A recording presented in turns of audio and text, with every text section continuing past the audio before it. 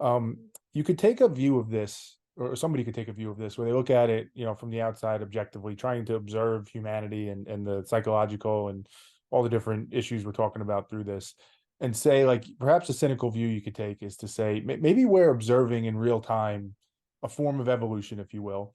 And there's a positive spin on that, which is that we're figuring it out and we're learning these things. And when we think of evolution, we think about typically literally cells just, transforming and all that. And I know that's what evolution is, but in some ways, this is also a form of evolution. Like if our species is going to survive, if we're going to maintain the well-being of our young, we need to figure this out. And this is us doing that. This is nature playing its course. There's another side of that coin, the cynical side, which says like maybe this is evolution, but this is evidence that like we don't belong here. Like we can't. We This is so complicated. This is so challenging. Even the things you're saying, which I think a lot of people would benefit from hearing about talking to that inner child, parenting themselves. There's plenty of people that don't even fully understand that and know it. There's probably an equal amount of people that do know it but cannot implement it and institute it for various different reasons, right? A lot of them we've spoken about today. And the fact that it's so difficult, it takes so many experts and so much effort to try and figure out how we're just supposed to be human and how we're supposed to do the most basic thing of taking care of our offspring.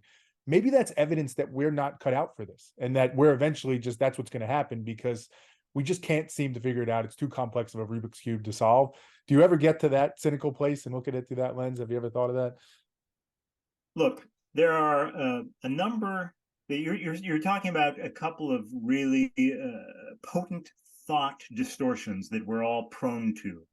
One of them is predicting the future. Hmm. Uh, so there may be a fair amount of evidence that what you're describing may be true. Okay, but I would not predict it one way or another. That there's also look, we have a self-aware consciousness, what a researcher named Endel Tulving calls autonoetic consciousness. Abstract thinking. We can think about the future. We can access memories of the past, and most importantly, think about me, I, me, mine consciousness. I call it. Okay. Um, there's a fair amount of evidence that animals, by and large, are much lower on that continuum. They're not taking things so personally as we are. Um, and so our abstract thinking has allowed us to collaborate over the last, many, many millennia coming to this point. We created cars and skyscrapers and telephones and elevators and all kinds of things. And unfortunately, while these things arguably have a lot of positive qualities, they also have negative qualities. Okay, we created plastic to more this cheap stuff, which allows us to bottle stuff and send it all over the world. And yet there's an island, however many miles long, in the middle of the Pacific, and plastic is decomposing and getting into our diets through the fish that are eating it. And the same thing with antibiotics. The idea that antibiotics have a tremendous, strong potential to give us more food, but at the same time as they seep into our diets, they become what's called obesogens. We're not able to process food the way we're supposed to, so we become obese. And so our abstract thinking allows us to come up with incredibly wonderful things and cooperate with each other. What the part that we're missing, to some strong degree, is that we're not able to use slower thinking to think about, okay, we got this great invention, but there is a downside. How do we curb the downside? How can we make this so that it's not so unhealthy for us? Does it mean getting rid of it altogether? Depends, depends on what we collectively decide. We have these outliers among us who are brilliant, who think up this stuff, and then they share it with us, and billions of us are using it. Well, we need some method of being able to collectively, as strong as we're using it all, collectively being able to say, to look at it and say, let's curb the part that's working, that's killing us, Mm, right? mm, Let's curb that. And so to predict one way or another, we're not supposed to be here. I think we have to think about that.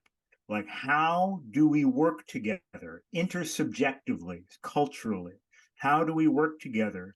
And what can we do? Is there evidence that we can take a different course and not, create poisonous environments for ourselves?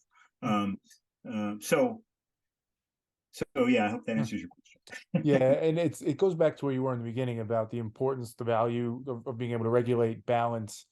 I think inherent in so much of what you're saying, which makes sense, is that, and like use animals as an example. They're not arguably as sophisticated as we are intellectually or consciously or whatever terminology is the right terminology to use. And it's almost like they can find balance much easier. They're able to just kind of go with the sway of nature and naturally find balance, because you almost have to be that like unbiased observer to be able to balance in such a complicated world when there's so many things. As soon as we gain the level of consciousness that we have, we lost that ability to be an unbiased observer.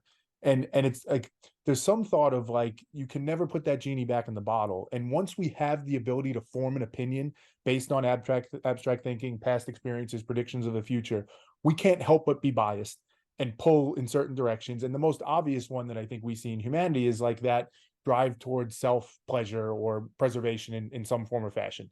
We need the plastic because it allows us to develop more food and ship more food and eat more food. We need this because it makes my life better. It makes it more enjoyable. And we take everything to the extreme.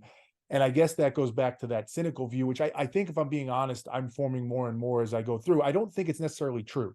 I'd like to believe and I'd like to think I act in the world that there is hope and optimism and there's a better path for us.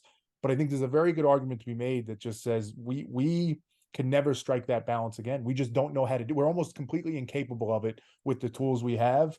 What gives me optimism, though, Kent, is that I think that's exactly the problem you're trying to solve. I think exactly where you're coming from is I see why you would be that discouraged and cynical, but I think we have some tools here that people might not be aware of that actually can allow us to do that. So don't give Exactly. up on humanity just yet.